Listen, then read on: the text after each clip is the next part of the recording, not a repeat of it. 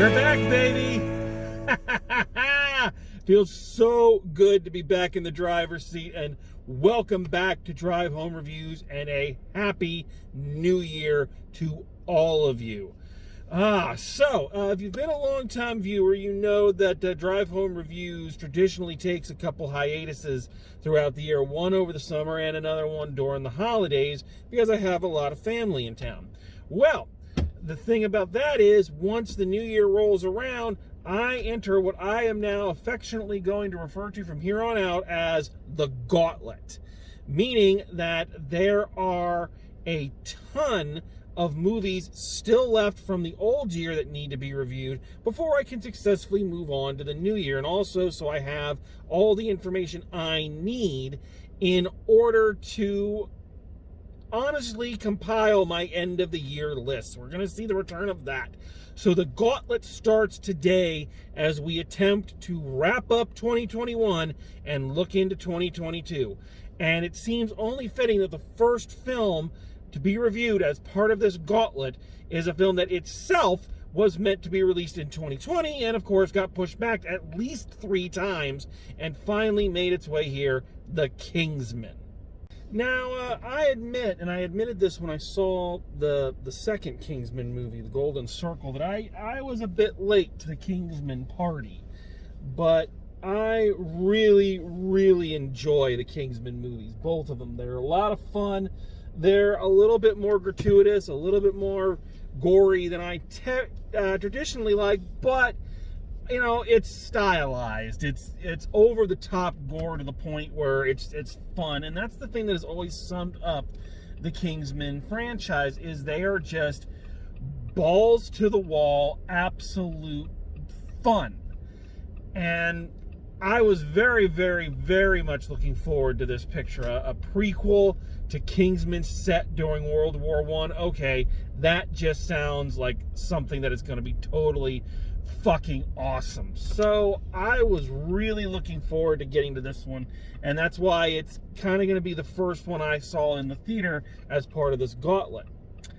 And I have to say that I don't know if saying I'm disappointed is the right terminology, but I definitely feel a little let down. This was not the film I was hoping that it was going to be. It's not a bad movie by any stretch, but it feels like a movie that is at odds with itself and at odds with what it wants to be. It feels like the director has 2 loves, 2 things that he really enjoys, and he's trying to make them work together, and they don't work as well. And at least not in this instance. So let's talk about that. But before we get into that, let's talk a little bit about what is the story, aside from, you know, the origin story of the Kingsman. Well, the story focuses now, we don't have Colin Firth, of course, but what we have now is, you know, a lateral move in Ralph Fiennes taking over as our lead. He is a duke who, due to past tragedy, has become a pacifist, and his young son, who is coming of age as World War I is gaining speed, they come to odds because his son wants to sign up and wants to fight in the war and wants to do his duty, and his father is saying, no, don't do that, you know, going to war is stupid, and which is very true, and going into World War I is especially stupid since it was basically a meat grinder. So there's this back and forth, all the while a shadowy organization known as the Flock, and its Dr. Claw-like leader, who is known for most of the film only as the Shepherd, are manipulating the Russians, the British, and the Germans, so the Tsar, Kaiser Wilhelm, and the King, to basically escalate the war for their own means. All this goes on, and it turns out, you know, the young son discovers that his father has begun this kind of whisper campaign amongst all the servants in all of these upper class houses to start this intelligence chain to try to do what intelligence agencies do, try to stop wars before they begin and whatnot. So this, of course, leads to the formation of the Kingsmen. I'm leaving out a lot. There's a lot of plot details. There's a lot of, this happens here, and this happens here, and this happens here, and this happens here. But that's kind of the general layout of it. The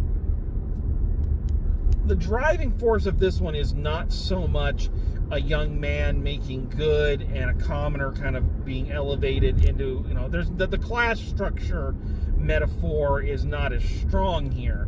It's more the pacifism versus activism points of view played out with the father and son. And that's not a bad idea. I guess I've been tiptoeing around it. Let's just get right to it. I found a lot of this film much more boring than I thought I was going to. I have been many things at Kingsman movies, but bored has never been one of them. But this film really was dull for large chunks of it. It was, as I mentioned in my introduction, I feel that director Matthew Vaughn has two loves. He loves over-the-top, big characters, inventive action scenes, Bond on steroids is what I would call it, or James Bond meets the comic book movie aesthetic, obviously because these were based on a comic book. He loves that kind of stuff, and the Kingsman movies are littered with that, with these bigger-than-life characters, with comical gimmicks, and really inventive fight scenes and all of this great stuff. So he loves that. But I think what we also need to acknowledge that he has a great affinity for, judging from this film and another of his films, X-Men First Class, is he also has this interest in history and of historical fiction. What if mutants were the cause of the Cuban Missile Crisis? That kind of thing. Clearly, he has at least a passing understanding with history and a real fascination with it. And it makes sense to kind of go to the First World War because, at least in terms of our Reader's Digest version of it, it's the war that's kind of the hardest to explain. I remember learning that in history class when I was in high school, of just going, wow, so unlike kind of the other wars, which were, you could kind of dumb down into kind of fortune cookie, tidbits of this is what happened, this is why we went to war. World War I is a lot more confusing. So it seems like it would be the perfect place for a shadowy organization with highly convoluted plans to be at work because, everything felt like that anyway. So he has these two loves. And unfortunately, in this film, it almost felt like, unlike any of the other films I've seen of his, it felt like this one was desperately trying to almost be legit, to tell a much more emotionally grounded story in the conflict of the father and the son. Because, again, long stretches of the film are given over to it. And, again, that is not a bad thing. But it gets so, this Kingsman movie gets so bogged down in this relationship that it forgets to Kingsman. Again, what Kingsman is known for are these elaborate fight scenes and, gratuitous violence and all this other stuff, and that is surprising. There's surprisingly little of that in this movie.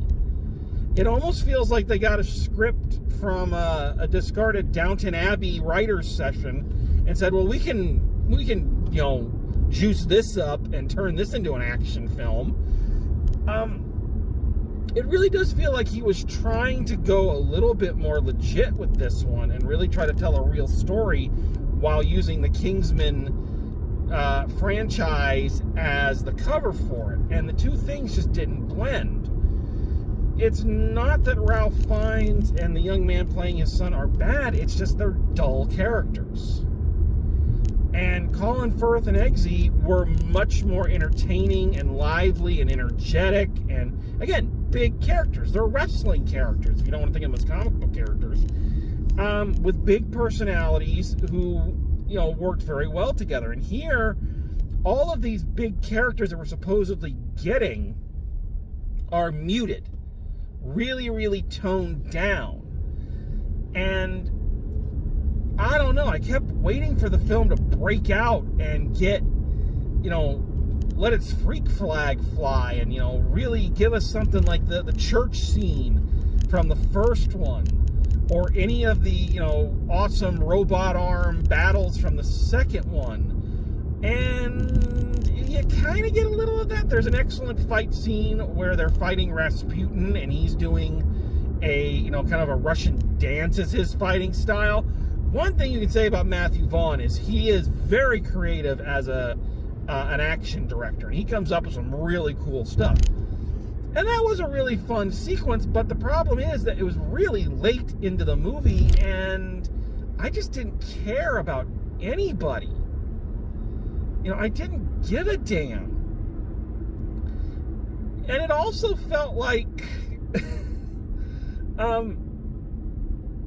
it really felt like Matthew Vaughn was committed to this father-son drama, this pacifist versus activist storyline, because it continues even after it should have come to a logical conclusion. The son, Conrad, finds out that his father is running this intelligence operation, that they're going on missions, that they're in danger, they're hand-to-hand fighting, and he still goes, oh no, I don't want to be a part of this. I want to sign up and go to the front lines of the war, which doesn't make any sense. You have a much more focused agenda working with the intelligence group, and you can do more one-on-one stuff, which is going to be of more help to the overall war effort than just being one of the guys in the trenches. But no, he had to go and do that. It didn't make any sense. And again, this movie has a really, really great cast of a lot of folks whose names I'm going to horribly mispronounce. And so I do apologize for that. It has the great Damon Hunsu, who I'm not going to mispronounce because I remember his name. The great Damon Hunsu is in this. Rise, I don't know the guy's name. He played the Lizard in The Amazing Spider-Man. He's playing Rasputin and does a great job. The wonderful Mrs. Cole from one of my favorite movies, Their Finest, is in this as another member of the King. And all these characters' names are gone. Like, I normally have trouble with the actors' names. The characters' names are gone. These were not as bold, as brassy, as exciting of characters as we've seen in this franchise. And it's just, it's just disheartening. And again, I'm not saying that I didn't have fun with it. There were some fun parts. The climax actually does deliver. It gets us back a little bit into traditional Kingsman land, but it all comes a little too late. Also, there was something I have to bring up, and so you go and see a Kingsman movie, it's kind of like going and seeing a South Park movie. You know what you're in for, right? Matthew Vaughn loves the gratuitous violence. He loves the gratuitous sex. There is that whole people had a lot of objections to the end of the first one where the girl lets him, do her in the ass. So, that going in, Matthew Vaughn is not afraid of things like that. That's just, it never has been. And I tend to think that if you know that is true of an artist, then you can't get upset when you go and stuff like that happens, because you knew it was happening. You knew it was coming. But I will say this. So I'm not mad that it happened, but I'm saying I think there was a questionable choice in this. When they go to assassinate Rasputin, they mention that part of their plan is that he has a thing for young boys, and thus Conrad is going to attempt to seduce him. So there's a lot of overtones there. Okay, fine. The script gets switched up, and Ray Fiennes, who had his leg wounded and is walking with a cane, is in there with Rasputin instead of his son. And Rasputin says, well, I can heal your leg. So they do this very, I don't know quite what the term would be. I'm going to say, suggestive scene of him caressing his leg and acting like he's, sucking him off basically to whatever he does to heal his leg.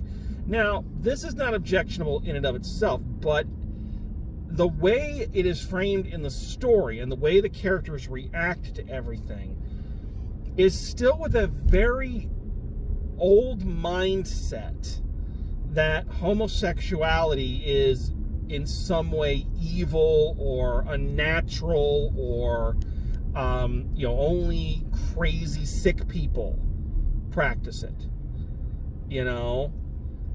So I felt like again, you can't get mad at a film like this for something like that, because that's what Matthew Vaughn does. You got to accept that. But I do feel that having the villain, the clearly psycho villain, be the one forcing himself onto our good, straight-coated hero, it could be damaging. Let's just say that. It exercises a much older mindset, which is, in terms of Hollywood and, the way gay characters are portrayed, it's a much older 90s kind of mindset. And maybe I'm misreading it a little bit, but it was a moment. Again, I've never been uncomfortable at a Kingsman movie, even when they're trying to make me uncomfortable, because, I get that that's part of the joke. But here, I don't know, it felt like this one was a much more out of touch example, which is bizarre, or not so much bizarre, but ironic when you consider that one of the things that Kingsman has marketed itself on, and as many have before, is that we're the new hip young spy movies as opposed to stodgy old James Bond kind of thing. So I don't know. Maybe I'm reading too much into it, but it felt like it felt out of place, and for the first time, it felt a little uncomfortable. Just the way things were kind of portrayed. I'm coming down hard on this movie, and I didn't want to, and I didn't mean to, but that's just kind of the way it is. It's a decent film. It's an okay action movie. It does a lot of good things, and it sticks with a lot of the things that brought the Kingsman movie to the forefront. Like I say, the action scenes when they happen are still really good and really fun and staged really, really well. The Russian dance battle scene with Rasputin, the climactic battle scene with the Dr. Claw-like head of the flock. Yeah, a lot of fun stuff in there. I also like that it stuck with one of the things that doesn't get talked about a lot when we talk about the Kingsman movies. Their complete lack of fear of killing off characters out of nowhere. That just because these are your main characters and your heroes, that doesn't mean they get a free pass. And they've done that all the way from the first one. They have never been afraid to pull the old Game of Thrones and say, oh, you like this character? Well, sorry. So I can really respect that. So yeah, that was a genuine shock. I'm not going to spoil it, but when one of the characters in this did meet their fate, it was to me a genuinely shocking moment. I did go, which that's pretty good. That's the movie does some things right. It's not a terrible movie. It's just, I think if it had been released on its own and not a connection to the other Kingsman movies, I might have enjoyed it a little bit more, but knowing that it's a Kingsman film, and in that mold, it doesn't live up to the excitement, the fun, the sheer insanity of its predecessors. You know, there's no real standout performance. The actors aren't in there just chewing the scenery. There's not a lot of chemistry between our main characters. It's kind of flat. And I feel bad saying that, because I do enjoy the Kingsman movies, and I was really looking forward to this one. And, you know, I wanted to give this a better review. I wanted to really come out praising it and start the gauntlet off on a high note and say, oh, everything else has to live up to this. But in the end, it was just kind of there. It's I can honestly see why they kind of pushed this one back and didn't necessarily fight for it to find a release date earlier than this. So yeah. Now they did, because everything does now, they did tease a potential sequel, because if you're in World War I, that has a natural sequel built in with the ultimate villain already there. So would I go see another Kingsman movie taking place in World War II where they go and do crazy fights with Hitler? Hell yeah, I would. Hell yeah, I'll line up for that right now. But I hope if they do, they kind of take the lessons that this one taught them. I understand that they were trying something different. I understand they wanted to kind of shake up the formula a little bit. I get that. But I feel you shook it up a little too much, and it doesn't feel like what brought you to the dance. So if we're going to do another one of these, let's really try and bring it back to the roots. So that's my opinion. So final grade for The King's Man. I hate to do this, and maybe I'm being too harsh. I really hate to do this, but I'm gonna have to go a C, solid C on this one. Again, I take no pleasure in saying that. The whole time I'm driving and talking, and you can tell I haven't done this in a while because I'm very rusty.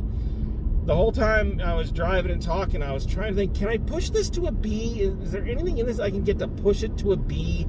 And unfortunately, no, I can't. It's a solid C product. Not terrible, but definitely not memorable. So there you are. That's it. If we're gonna do another one, let's amp it up a little bit. So there you have it. That's The King's Man. All right. So we got a lot to get through, folks. We have a lot to try to get through in these next couple days.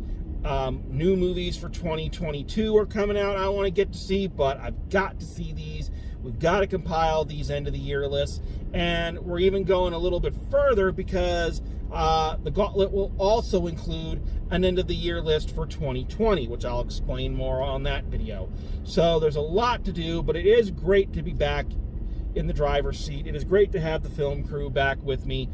Becca will be joining me for some delayed reviews of films that we had seen over the holidays, so that's coming. It's just all in all great. It's a new year, and I have a feeling where things are going to be good this year. I'm knocking on wood. So we'll start these out, and we will have a good one. So here's to everybody. I hope you have a happy new year. I hope it's full of all your dreams coming true. And until next time, drive safe, and I will see you at the movies.